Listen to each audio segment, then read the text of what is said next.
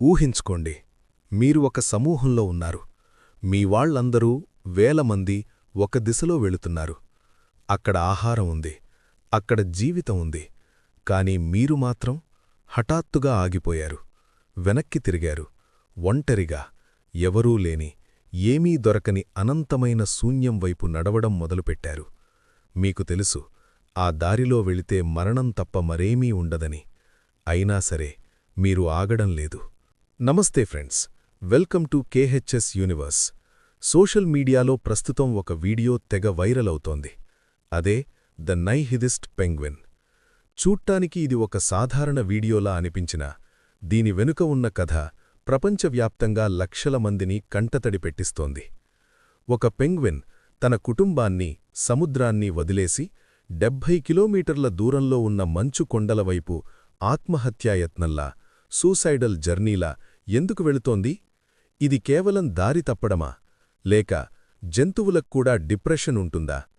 ఈరోజు వీడియోలో ఈ వైరల్ క్లిప్ వెనుక ఉన్న సైన్స్, ఆ డాక్యుమెంటరీ డైరెక్టర్ చెప్పిన నిజాలు, మరియు మనమందరం ఈ పెంగ్విన్ని చూసి ఎందుకు ఎమోషనల్ అవుతున్నామో పూర్తిగా తెలుసుకుందాం. వీడియోని చివరి వరకు చూడండి. ఇది ఖచ్చితంగా మిమ్మల్ని ఆలోచింపజేస్తుంది. ఈ వీడియో ఈరోజుది కాదు. ఇది 2007లో వచ్చిన Oscar nominated documentary encounters at the end of the వరల్డ్లోని ఒక సీన్. దీనిని డైరెక్ట్ చేసింది ప్రముఖ ఫిల్మ్ మేకర్ వెర్నర్ హెర్జాగ్. ఆయన అంటార్కిటికా వెళ్ళింది కేవలం పెంగ్విన్ల అందమైన జీవితాన్ని చూపించడానికి కాదు, ప్రకృతిలో ఉన్న బ్రూటల్ ట్రూత్స్ ఆఫ్ నేచర్ చూపించడానికి వెళ్లారు. అక్కడ షూటింగ్ జరుగుతున్నప్పుడు ఆయన ఒక వింతను గమనించారు. పెంగ్విన్స్కి దిశానిర్దేశం చాలా షార్ప్గా ఉంటుంది.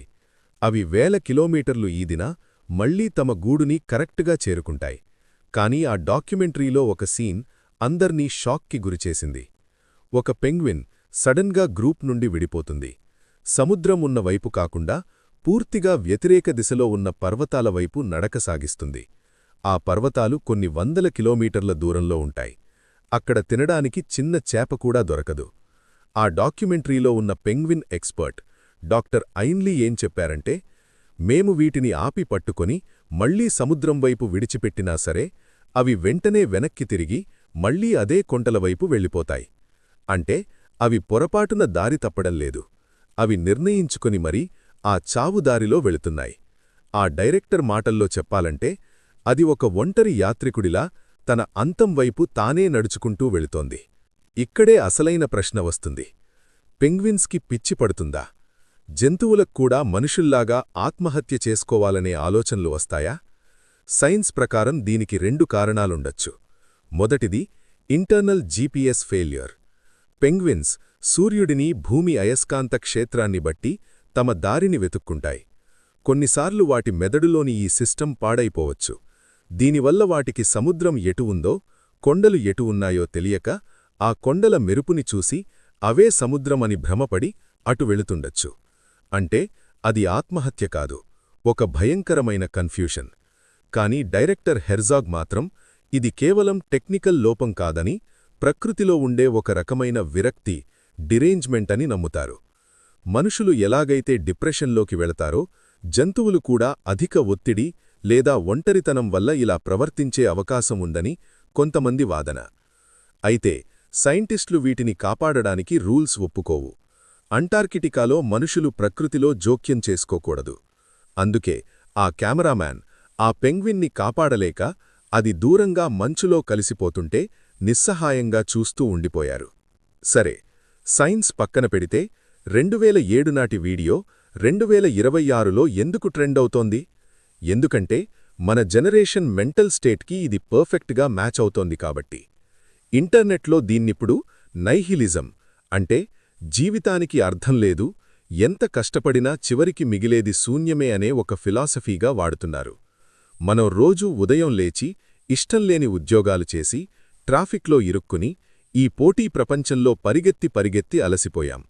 అసలిదంతా ఎందుకు చేస్తున్నావనే ప్రశ్న చాలామందిలో ఉంది. సరిగ్గా అప్పుడే ఈ పెంగ్విన్ కనిపిస్తుంది. అందరూ వెళ్లే దారిలో కాకుండా నాకీ సొసైటీ వద్దు, ఈ రూల్స్ వద్దు అని దర్జాగా, సైలెంట్గా కొండలవైపు వెళ్ళిపోయే ఆ పెంగ్విన్ని చూస్తే మనలోని ఫ్రస్ట్రేషన్కి ఒక రూపం దొరికినట్టు అనిపిస్తుంది. అది చావు వైపు వెళుతున్నా సరే ఆ నిర్ణయంలో ఒక ఫ్రీడమ్, స్వేచ్ఛ కనిపిస్తోంది మనకి. అందుకే మనం దానికి అంతలా కనెక్ట్ అయిపోతున్నాం. ఆ పెంగ్విన్ కథ వింటే బాధగా అనిపించచ్చు. కాని ఫ్రెండ్స్, ఇక్కడ మనం గ్రహించాల్సింది ఒకటుంది. ఆ పెంగ్విన్కి బహుశా వేరే దారి తెలియక అలా వెళుతుండొచ్చు. కానీ మనకలా కాదు. మన జీవితంలో కష్టాలు వచ్చినప్పుడు గివప్ చేయడం లేదా ఆ పెంగ్విన్ లాగా పారిపోవడం పరిష్కారం కాదు. ప్రకృతిలో కొన్నిసార్లు ఇలాంటి విషాదాలు తప్పవు. కాని మనిషిగా మనకు ఆశ అనే గొప్ప ఆయుధం ఉంది. ఆ ఒక్క పెంగ్విన్ దారి తప్పి ఉండొచ్చు. కాని మిగతా వేల పెంగ్విన్లు ఆ కఠినమైన మంచులో కూడా పోరాడి బ్రతుకుతున్నాయి. అదే నిజమైన స్ఫూర్తి. ఈ వీడియో చూశాక మీకేమనిపించింది?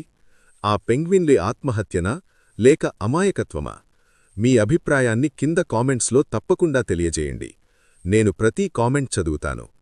ఇలాంటి డీప్ అండ్ ఇంట్రెస్టింగ్ స్టోరీస్ని తెలుగులో విశ్లేషించడం మీకు నచ్చితే ఈ వీడియోకి ఒక లైక్ వేయండి. KHS యూనివర్స్ని సబ్స్క్రైబ్ చేసుకోండి. మరో అద్భుతమైన కథతో మళ్ళీ కలుద్దాం. అంతవరకు సెలవు. జై హింద్.